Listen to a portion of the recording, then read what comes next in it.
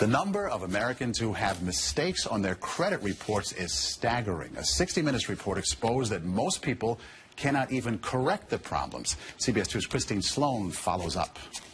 Meg Pasternak says a mistake on her credit report nearly destroyed her credit. We had to present so much documentation to say this wasn't ours, and then we still had to pay something to get rid of it. Pasternak says it took months to resolve the problem. You feel kind of helpless because they got you under the gun if you need to get a new car or a house or for anything. Pasternak is not alone in her frustration. A new government study finds up to 40 million Americans have mistakes on their credit reports. But an investigation by Steve Croft on 60 Minutes finds most people get nowhere trying to correct an error. Ohio's Attorney General tells Croft that is a clear violation of a federal law. The federal law says that if you believe that there is a mistake, you can go to them and they have an obligation to do a reasonable investigation.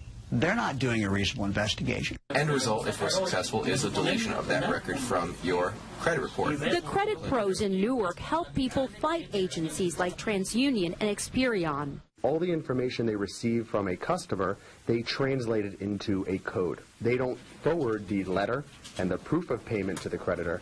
They just forward the 3-digit code. So the best way to protect yourself? Go directly to the creditor rather than going to the credit bureau themselves. Another good habit to get into, check your credit report periodically to make sure there are no changes. In Clark, New Jersey, Christine Sloan, CBS 2 News. And like 60 Minutes, we were unable to get an actual person at the 3 credit reporting agencies. 60 Minutes was referred to the spokesperson for the agencies, who provided a statement citing an industry-sponsored survey that showed 95